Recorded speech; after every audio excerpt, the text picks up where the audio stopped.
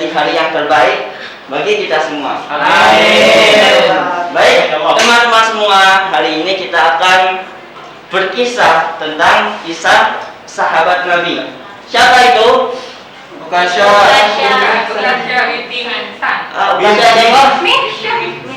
bin Mihsan ya.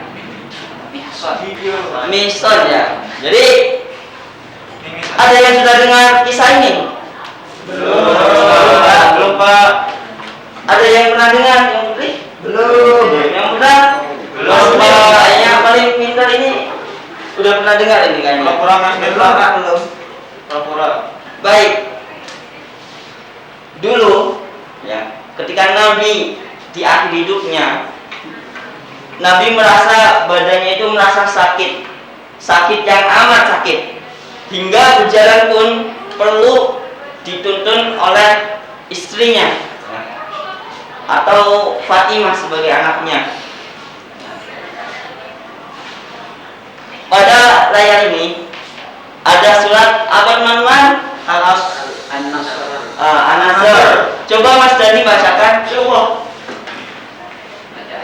Ya, baca ayatnya. A'udzu billahi minasyaitonir rajim. Bismillahirrahmanirrahim.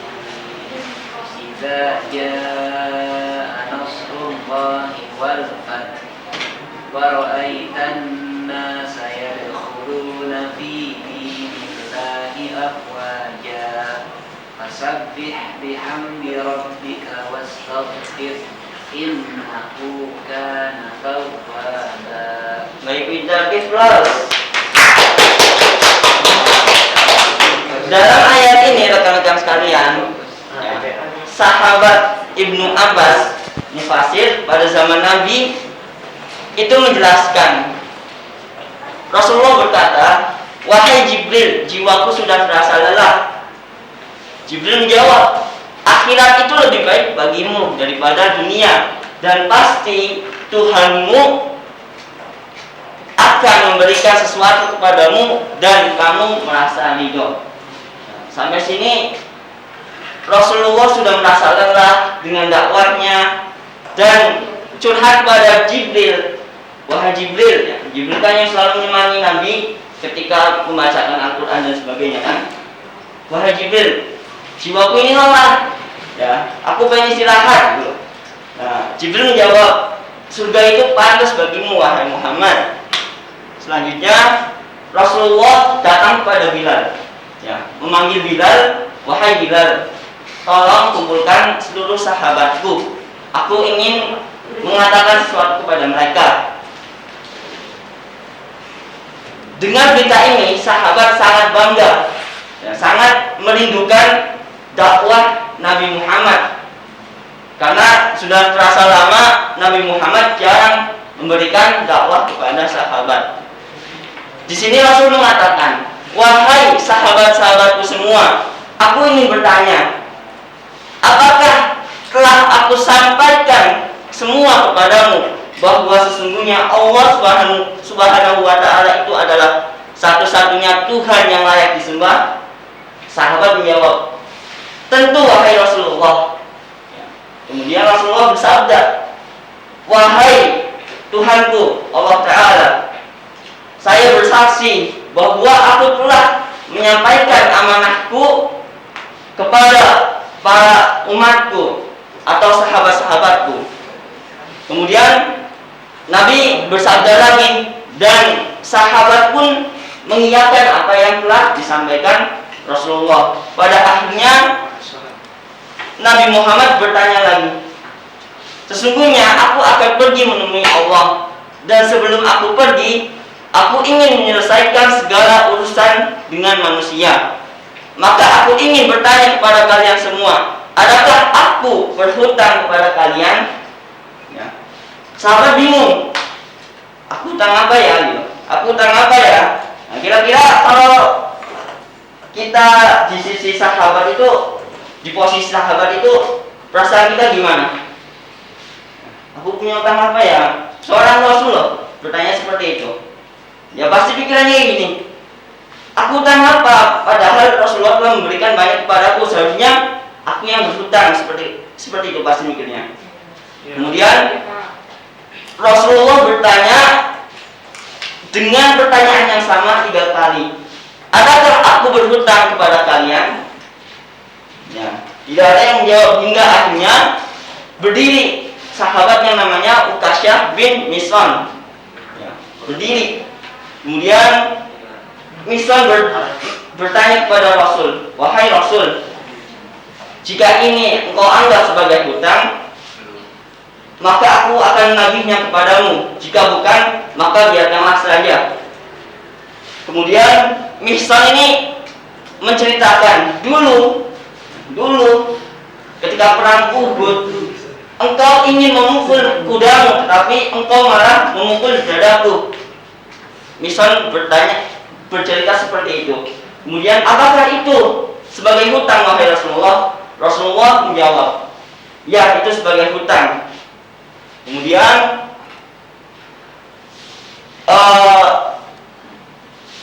Mihsan menagih apa yang dikatakan oleh Rasul. Kemudian menyuruh kepada Bilal mengambil cambuk kepada Fatimah. Fatimah itu siapa? Anak-anak? Nabi Ya, Rasulullah SAW. Bilal datang kepada Fatimah, wahai Fatimah, aku ingin meminta cambuk padamu sesuai dengan perintah Rasulullah. Kemudian Fatimah bertanya, ya, ada ukti ya. Bilal telah bertanya demikian, meminta demikian. Kemudian Fatimah menjawab, untuk apa Rasulullah meminta cambuk? Kemudian Bilal menjawab, untuk Ukasyah memukul Rasulullah. Fatimah bertanya lagi, kenapa Rasulullah, Ukasyah ingin mencambuk Rasulullah? Biar aku saja sebagai anaknya yang rela untuk dicambuk, karena ketika aku sakit maka Rasulullah juga ikut sakit. Kemudian Bilal menjawab, itu bukan urusanmu Fatimah, itu urusan Rasulullah. Selanjutnya, setelah Bilal datang kepada Nabi, ya, datang di depan para sahabat, kemudian tibalah waktunya, ya, ingin dicambuk Rasulullah oleh Ukasyah. Kemudian ketika ingin mencambuk, berdirilah Abu Bakar, wahai Ukasyah, biar aku saja yang dicambuk.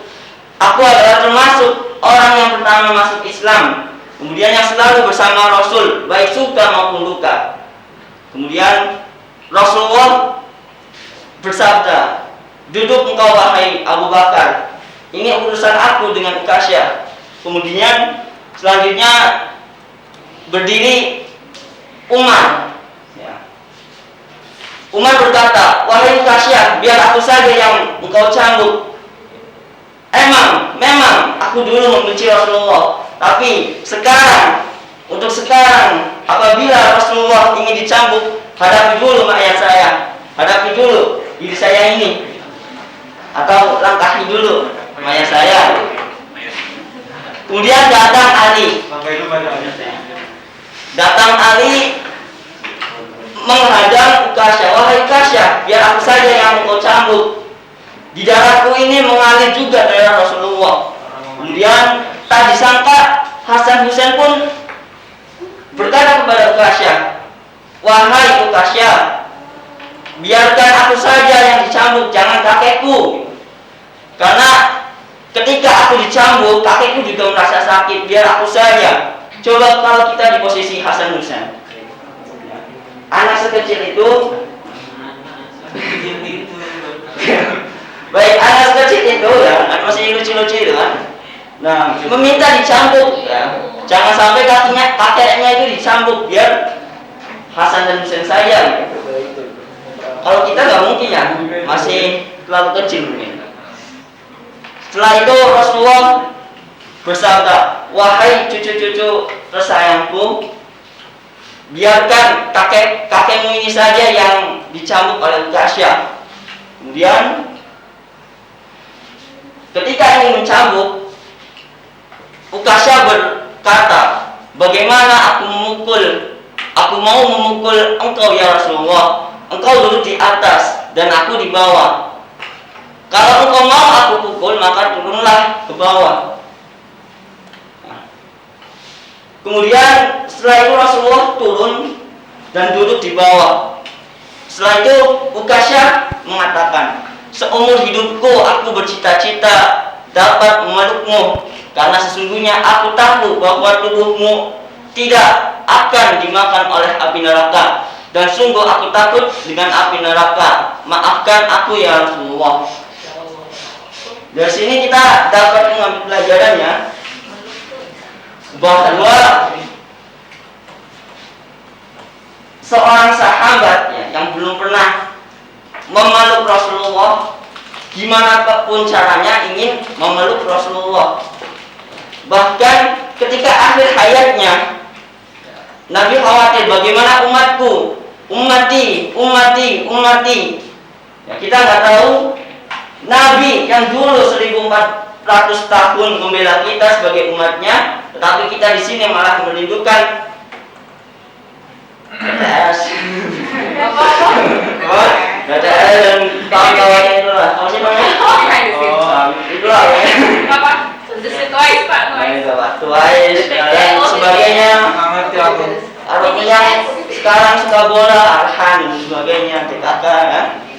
Maka kita sebagai umatnya, wahai rekan-rekanku sekalian, seharusnya kita merindukan Nabi Muhammad dan menghobikan apa sih? Mengidolakan Nabi Muhammad Sallallahu Alaihi Wasallam. Sampai sini ada yang bisa mengambil pelajaran? Ya, Mbak Hani? Bahagia. Iya.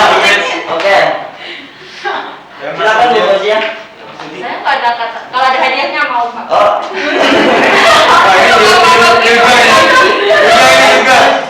Ya ada. Apa hikmahnya dari kisah ini? Yang nggak, kalau salah nggak apa-apa kan, Pak? Nggak apa-apa. Di hikmahnya adalah bagaimana kita dapat belajar dari seorang sahabat tersebut, cintanya kepada Rasulullah Shallallahu Alaihi Wasallam, dan yang paling salut sih, pinter cara atur strategi bagaimana cara dia memeluk Rasulullah. Tangan.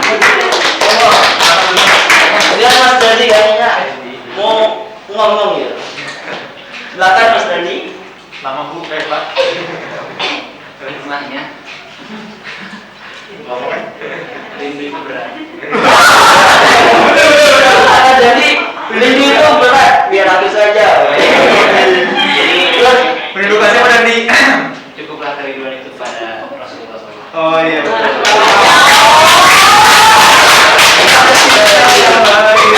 catat ya. Catat di bawah. Mohon maaf, ada di bawah. Ya mungkin ada pertanyaan sampai sini. Ada pertanyaan? Tidak Pak. Baik, kalau tidak ada, saya akhiri. Terima kasih. Sebelumnya ada tepuk yang bagus ini. Ya.